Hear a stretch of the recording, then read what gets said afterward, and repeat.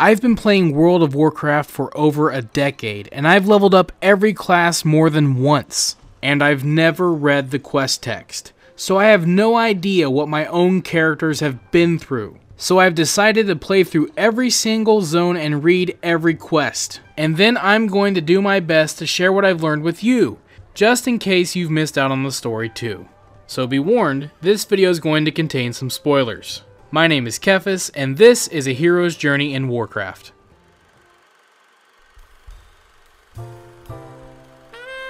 When I hear people talk about hard times, I always assume they're from Westfall. Ain't exactly the farmer's paradise the old folks used to reminisce over. Just a barren wasteland now. Been that way as long as I can remember.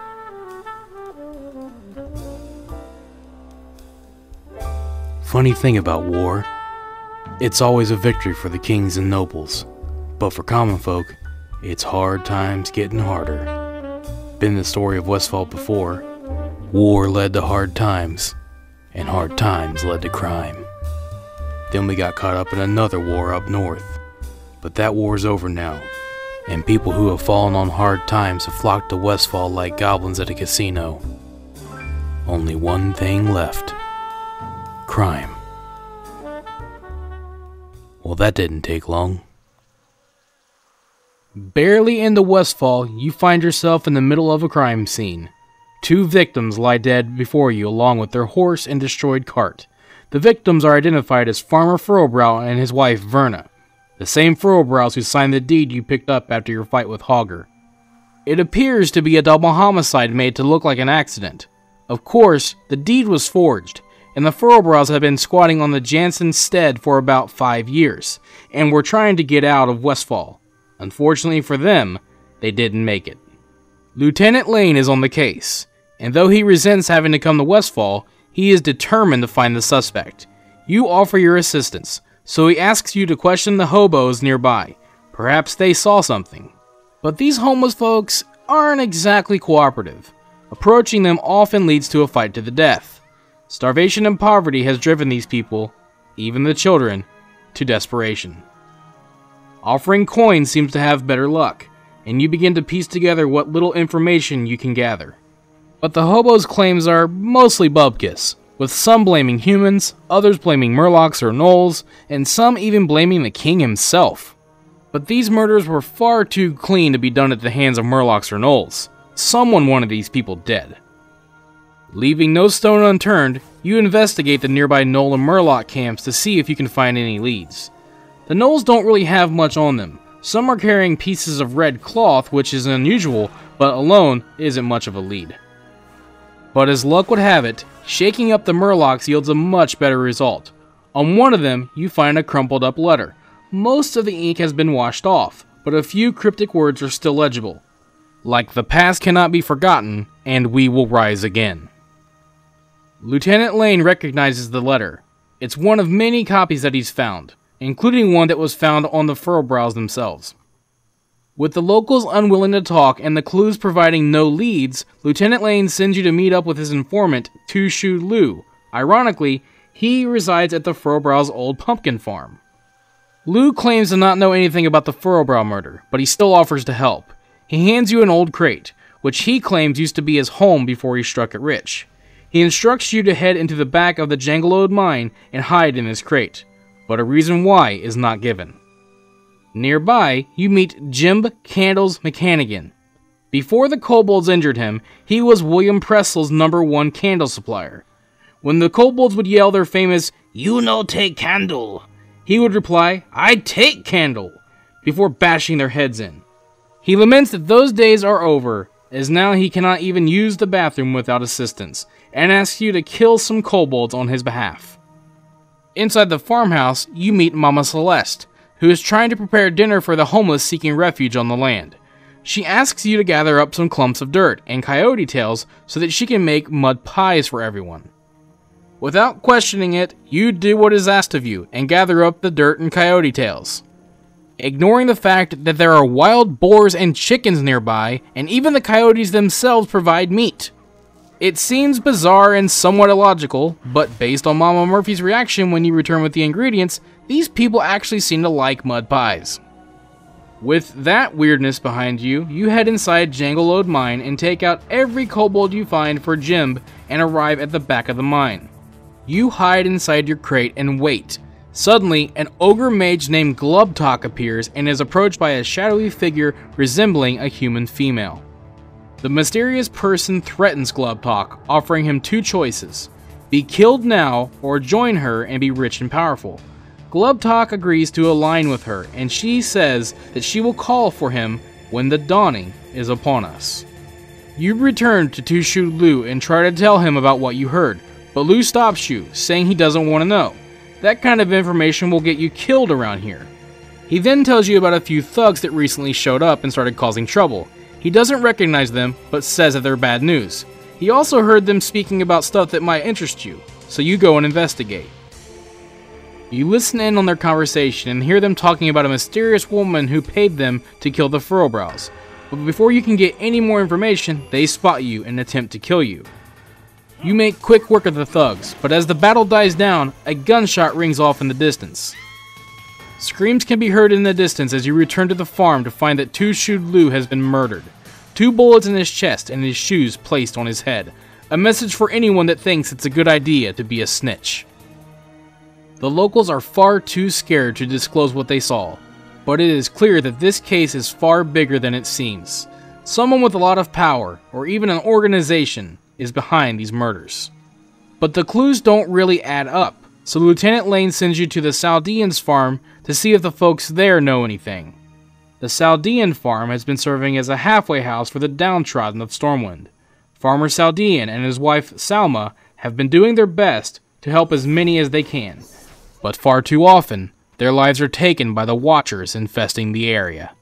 Farmer Saldean doesn't think highly of Lieutenant Lane, and warns you to get out of Westfall before you get yourself killed. But knowing the plight of the Saldeans, you clear the area of Watchers, and gather ingredients needed for Salma to make her famous Westfall stew. There will be no orphans going to bed hungry while you're around. Off one of the Harvest Watchers, you find that their heart is still intact. Nearby, you find an overloaded Harvest Golem, and using the heart, you manage to take control of it. Using the Golem, you clear out the neighboring farm of Harvest Reapers. With the orphans fed and the nearby fields cleared from hostile Watchers, you've earned the respect and trust of the Saldeans.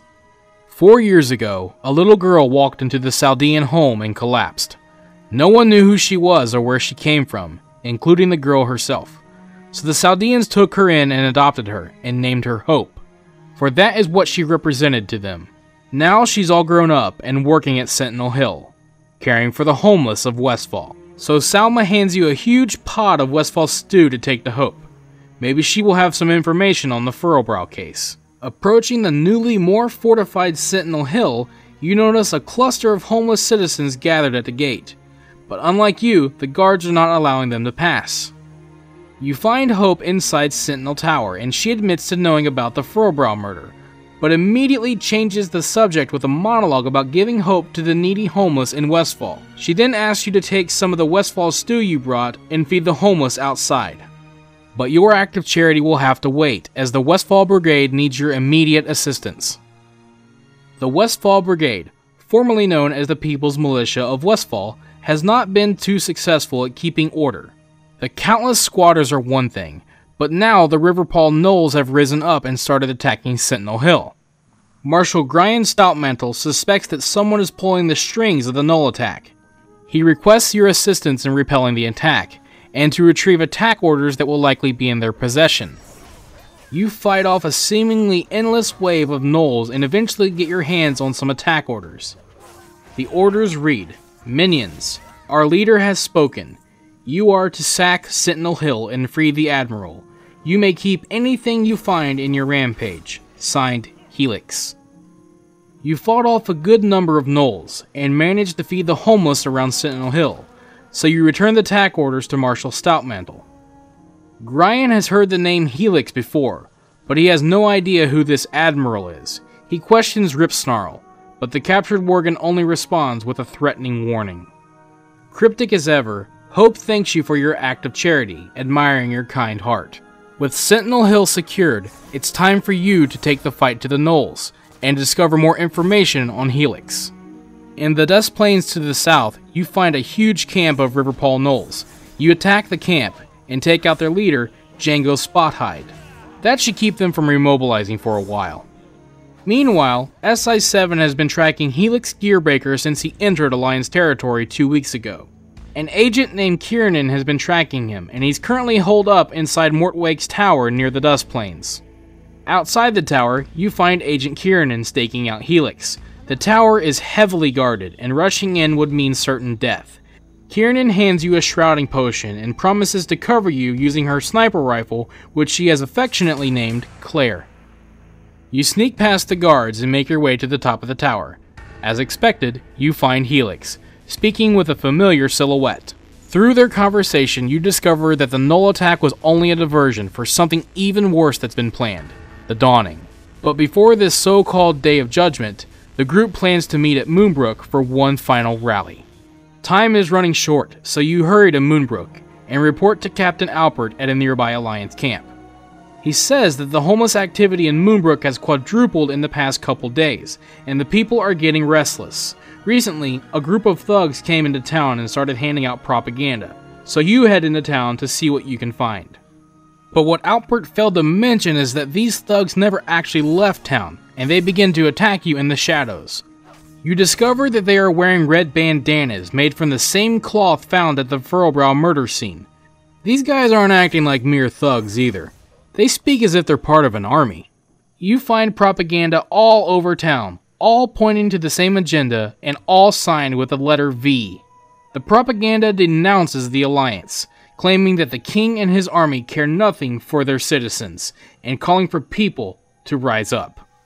An article from the so-called Moonbrook Times reports on the incident at Furrowbrow's farm, painting the 4 thugs behind the farm as good-natured charity workers and naming you as the Alliance extremists who murdered them and Tushu Lu in cold blood. The article sources an eyewitness as Jim Candles McCannigan. You also find a journal confirming what many have already feared. Soon, the Brotherhood will be reborn. At the center of town, you find everyone gathered together. The shadowy figure appears atop a hay cart. She denounces the king and the army of the Alliance, claiming they've turned their backs on all of them, and calling for them to unite and rise up to make the Alliance pay. And upon hearing this, the crowd roars in approval. You must discover the identity of this mysterious figure before it's too late. At camp, you meet a Draenei shaman named Thoralius. He's come to Westfall to investigate the elemental disturbances brought on by the Cataclysm, and he just so happens to have experience with delving into the spirit world. Guided by the elements, he hands you incense and sends you into the Deadmines. Using the incense will pull you into the spirit world and hopefully give you the answers you seek. You make your way through the old TheKephas hideout and down into the mines. Following an increasing number of homeless, you arrive at the main area of the Deadmines. Using the incense, you are swept up into the spirit world and shown a vision of the past. It was on this day, 4 years ago, that a group of adventurers fought their way through the Deadmines and did battle with the leader of the TheKephas Brotherhood, Edwin von Cleef. The band of so-called heroes were victorious, decapitating von Cleef and bringing an end to the TheKephas Brotherhood. But the vision is not over, as a little girl comes running out of the shadows and begins weeping over her father's lifeless body. With the dawning near, you rush back to Sentinel Hill and inform Brian about what you've learned. But while you're discussing the horrific news, things start to feel off. It's become a bit too quiet. Hope steps out of the tower and reveals herself to be Vanessa von Cleef, leader of the newly reformed TheKephas Brotherhood. Brotherhood soldiers incapacitate the guards, as Vanessa frees Admiral Ripsnarl. She spares your life as a show of thanks for your unwitting service to the Brotherhood, but the next time you meet, you will be enemies. Lieutenant Lane asks Vanessa why she had the Furrowbrows murdered, and she says they were the only ones who recognized her and knew her true identity. The TheKephas Brotherhood begin to raid Sentinel Hill, and during the chaos, you hop on a griffin and fly to Stormwind. You rush to the palace and inform King Rin, who wastes no time to mobilize a battalion of soldiers to be sent to Westfall. You return to Sentinel Hill and are horrified as the sky becomes red with the flames of a town being burned to the ground. 5 years of work gone in 5 minutes. But Marshal Stoutmantle is not giving up. Recognizing the long, hard road ahead and the threat of the TheKephas Brotherhood, he understands that an assault will take time and planning. The Marshal asks you to leave the logistics to him. He'll call for you when the time comes to assault the TheKephas Brotherhood. But for now, you should continue to serve the people of the Alliance wherever you are needed. So you head east through Elwyn Forest and make your way to Red Ridge Mountains to assist the people of Lakeshire. If you enjoyed this video, let me know by hitting that like button. And feel free to share it with your friends so they can enjoy it as well. You can also subscribe to the channel and follow me on Twitter at TheKephas to be notified as soon as new videos are posted. Thanks for watching, have a wonderful day, this is Kephas, until next time.